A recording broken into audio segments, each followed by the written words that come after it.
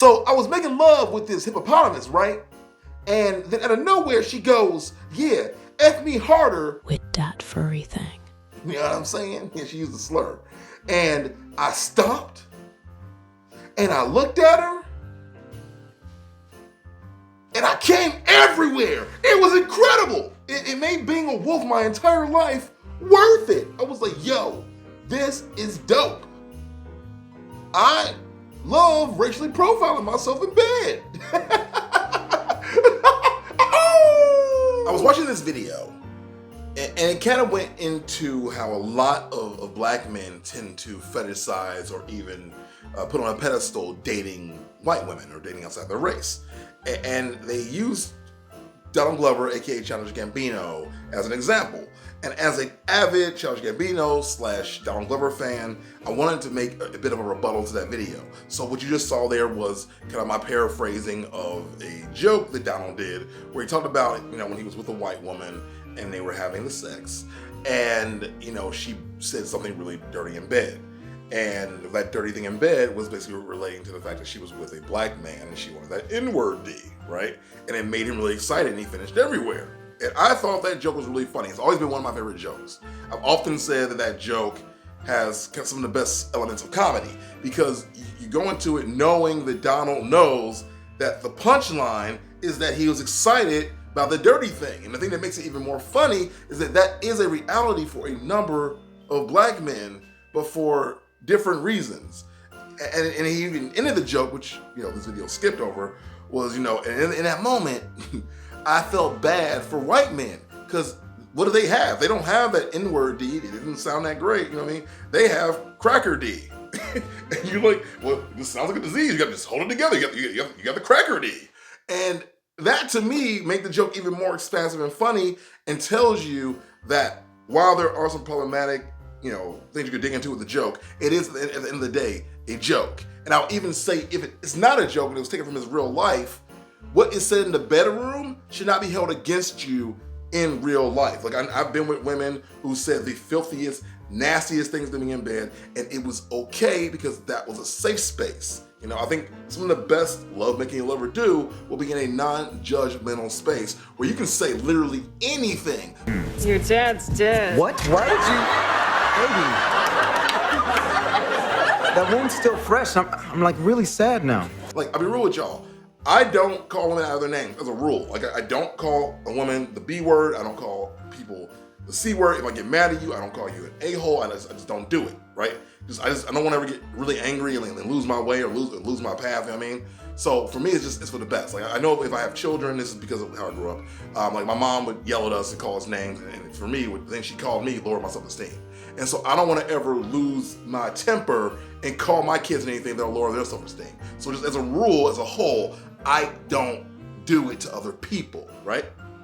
But when I'm having the sex, right? And if the girl is into it and she wants to be called names or demeaned or whatever, I'll do it. And in some ways, it is kind of a release and it is kind of hot. I'm not gonna lie to you. It is actually somewhat enjoyable to be like unbridled and not have to think about something for a minute, or have to self-censor, or not have to, like, you know, you can just be free and do whatever comes to mind, right? And in that moment, because it is dirty, you know, it makes it more enjoyable. So I think that to judge that joke is to ignore the fact that when you're in that frame of mind, when you're making the love, you're in a different space mentally. You just are. You're in a different space mentally, and I don't think the rules really apply. So her even saying, like, F me harder than N-word, it was unexpected, right? Sure, it was unexpected. But the fact that she was so enthralled in passion that she said that, I can see the appeal. Now again, it's not like, you know, I want that slave, you know what I mean? It's not like that. And even then, safe space. Safe spaces exist. And I want to know your opinion of this. Do you think if there's a safe space for people to say whatever they want? Like, does that exist? Does that truly exist? And is it ever truly safe, right? And the thing is, he did get on stage and say it in public and put it out there for the public to digest. And so for her to knock on that joke, I was kind of like, man, you're missing the mark, you're missing the point. And also, you're missing comedy. Comedy, in my opinion, should be a place where you can say whatever, and if you don't like it, don't listen to that comedian. Because some of the best comedians just kind of rattle off things that feel right to them. And if you don't agree, you don't think it's funny, that's fine. Comedy is subjective. It's based on your viewpoint, how you grew up, what you relate to. The things I laugh to the most are things that I relate to, I'll be real with you. And then she turned around and she talked about some of the Childish Gambino lyrics. Childish Gambino, when he first started, was incel rap. it was rap for the people that literally didn't feel like they fit in with others of the black community. Like it was stuff for I'll be honest, it was me. Like, I didn't have an Asian fetish, because a lot of his lyrics have Asian-esque fetishes. Like, I like my girls like black and yellow, black and yellow, black and yellow, black and yellow, you know what I mean? He went there, you know. It's like, are there Asian girls here? Minority Report, you know? Because I feel like that often happens because you were rejected by black women that you wanted, which he does mention in the albums and in those songs. He was rejected by black women, you know, but he didn't want to be alone forever. So when there's other people of other races who still want you, when you, of course, wanted your own initially, you don't turn them away. You're not gonna be like, well, I'll just be alone forever till you black girls figure out that you like me now. You know, if you do that, you'll be waiting for a long time. I'm just saying. Again, it happened to me. Black girls didn't want me. They didn't want me until I was in my 30s, bro. So you want me to be alone until I'm in my 30s, and then those same black women that I'm currently even dating judge me for having dated white women. At the same time, you have to grow up. And this is to the black man. You gotta grow up. You gotta grow up and realize that they were children, you know, and like being with a person that was cool and everything, and you know, like what's hot in the streets back then isn't hot now. Like being a thug, that was the biggest, dopest thing in the world when I was in high school. But now being a thug is kind of pathetic, you know what I mean? Like, it's not what it used to be. And now a lot of the women that rejected me are wanting me now, and I'm like, yo, all right, I'll take it. Because at the end of the day, you gotta grow up and grow past the things of your past. But you also can be mad at people for being shaped by their past. You know what I mean?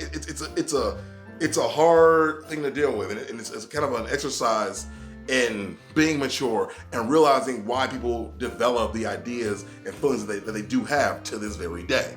You know, like, you don't wake up one day and decide you just love Asian women, right? I feel like you have to actually wake up one day and be engrossing yourself in that culture, or finding people who are Asian and they do actually treat you better than people of your own race, or someone who's Asian and maybe they just, you know, they're like, I don't know, it's something that you can learn. It's a learned behavior, right? Like, I woke up one day and liked big booties. I wonder why. Look at the media that's presented to black people, right? It's big butts everywhere. I didn't just wake up and decide that. That is something that is ingrained in our society to want and love curves, right? But then if you're raised in a different environment, you might choose to like a different type of girl. Or if you find that you're rejected by the girls that you want, you might start looking at other places. So I can see where it comes from. I can see where it is built, right? These concepts and these ideas don't just manifest out of thin air. And I think people don't give enough credit for that, right? But all that to say, I'm not even like really defending Donald Glover here. I'm just saying that I understand why at one point in his life, he's currently with a white woman, but at one point in his life, he had a big thing for Asian women, but then wound up with a white woman anyway. And then even in his music later, as he evolved, he started speaking more about and to the black woman, and started speaking more into about, you know, the beauty of our culture, right? And yet people would still say, how are you gonna be really black if you ain't with a black woman, Dr. Umar? I still will tell you this to this day, that you can give back to your community, give back to your culture, love your mother, love your sisters, love your cousins, and everything else, and still be with someone else of a different race because you happen to just like that person as an individual, not because of what race they are. You can like who they are, but not really care about what they are. Because at the end of the day, that's your daily life. Like, I think cultural things do happen to us regularly, but it's not a facet of your daily life. When you have kids, you coming home and you tired, and you just want to like lay on the couch and watch a movie with Bae and have lay on your chest, and y'all just vibing, because maybe y'all both silly, y'all both goofy, and y'all both nerds, and you just vibing on that. That can be enough for some people. Other people really, really want that cultural connection and don't have to explain things to other people. We all have our own purposes, we all have our own lines, and it does not mean that one is worse or better than the other. And I think people will stay on that stage and go, well, if you're not with a black woman, you don't love us at all. It's not true. It's just not true. It's not. You really reduce black men to having to be a monolith, and we have to be one thing often, and it's tiring, you know? And I'm not saying that to anyone in particular, just society as a whole that puts the idea out there. So when I hear things that, you know, kind of attacked Donald Glover for having previously, or Childish Gambino, having previously been in this toxic place. You got to remember where he came from and why he felt that way. What got him there? What led him to that point? You know what I mean? Like, I don't think that these black men who date outside the race hate themselves. They don't. But in some ways, I'll be real with you guys. I used to, back in the day, I used to be like, I meet a girl who's black and we connect, right? And she would remind me of my sister. And not like in a like, hey, she's my little sister. Like she literally would look like my sister. like I would look at her in the face and I see my sister. And you put a picture of that girl and my sister right next to each other, you'd be like, yo, they're like twins. And here's to make the story even better. So then years later, I go to my little sister's baby shower and I walk in and who do I see? But that same girl from college I'm referring to, and her and my sister became friends. And then why did they become friends? Because they were hanging out somewhere and they said, yo, you look like me. And immediately I felt validated. Because for a long time I questioned myself. I'm like, am I being racist because I won't date this girl because she looks like my sister to me? Like is my brain broken? And then lo and behold, I wasn't wrong. Oh Lord, I felt good. You know, and now I'm currently dating a black woman, as some of you guys who come to the streams know. And a lot of you guys are shocked because a lot of my past history of dating has been with white women, right? And I've always said this from day one. I said this even when I was dating the white women. My preference has always been black women, always. I grew up in the hood. I grew up in all black environments. I didn't even interact with white people regularly until college. So just keep this in mind. Every crush I had up until college was all black. And, you know, Brandy was probably my first real like celebrity crush. I can go on this for a while. But anyway, my point is I've always preferred black women, but they weren't checking for me for a long time. They weren't. And that didn't deter me. But when I would go out and I would be, you know, hit on by other women, they were happen to mostly be white. Or I would get on the dating apps and the girls that would match with me that I was also attracted to happened to also be white. And it wasn't until, you know, recently that, you know, black women start hitting me up, start checking for me too. And it just works. And I'm happy about that because what I want is to be with someone that just makes me happy. I think that the cultural aspect has been phenomenal with my current girlfriend. You know, it's been good to not have to explain a lot of things. I have to just connect like this. But, you know, it's not the end all be all of everything, but it just is a feather in the cap of the relationship. And it makes me happy, you know what I mean? It makes me happy to be with someone who wants to be with me and we just connect. And at the end of the day, that should be the point. You find someone you love and you just connect. You work well together and you just connect. You learn from each other and you just connect. The racial component should not be something that deters you from being with someone who just happens to be of a different race. And that's just my full opinion. Now, I know this video that I'm referring to, again, I'll put it in the link down below. It didn't disparage interracial dating, but it did kind of call out black men who, you know, seemingly, you know, needed to put down black women, or in some ways needed to put white women on a pedestal in order to feel like they had achieved some kind of status, or, you know, went against, you know, the status quo. And so I just wanted to make a video to rebuttal against that. And not against, just, you know, just add to the conversation. I shouldn't say rebuttal. I just want to have a conversation, and I feel like this is a good way to do it. So in the spirit of old school YouTube and doing, you know, reactions and responses, this is my response to said video. It goes into, you know, dating white women as being a Canon event, and I find it to be extremely enthralling video. And the young woman who made the video, I respect your opinions, but I don't agree with all of them. So here we are. As an old head, and I guess I'm 40, right? Is that old head? I'm an OG. What am I? What am I? Y'all let me know down below. I don't even know anymore, like, what the terms are, because I just stopped paying attention. Maybe that's probably getting old. That's what the grays are here. Y'all probably can't tell. I got some grays. They're right here. But all I just say, thank you guys for you know, rocking out with me on this little conversation I wanted to have. I'd love to hear your opinion down below on the I guess, you know, the ideas of dating, but all, you know, outside your race, but also the ideas around, you know, what is okay to say in public. Like, is the bedroom a safe space? You know, is Donald justified because he was rejected by black women for years, and, you know, finally, you know, they wanted him when he was rich, they wanted him later when he got older, maybe when he himself matured. I will say that the Donald Glover that I watched when I was younger is a more mature version of the Donald Glover that is here now, and, you know, very popular in the world, right? Like, he is a more mature version of who he used to be. And I think people don't allow enough room for that, like, especially in this world of, I'll call it mild counsel culture. Like, they forget that you have to evolve as a person, and you do evolve as a person over time. It does happen. You know, I'll told this story before, but at one point in my life, I self-referred to myself as an Oreo because I didn't feel black enough, right? And that was wrong because I'm not white on the inside and I'm black on the inside too. I'm just a different flavor of black than what was portrayed to me as what black is, right? But then somewhere around you know, the last, I don't know, 10, 15 years, the black zeitgeist changed around a little bit, and now the version of black that I am is more widely accepted because a lot of the musicians, a lot of the actors that have rose into prominence are more like me. I say you can start it with Kanye, Louis Fiasco, you know, Pharrell, you know, those people, you know, ran so I can walk, you know what I mean?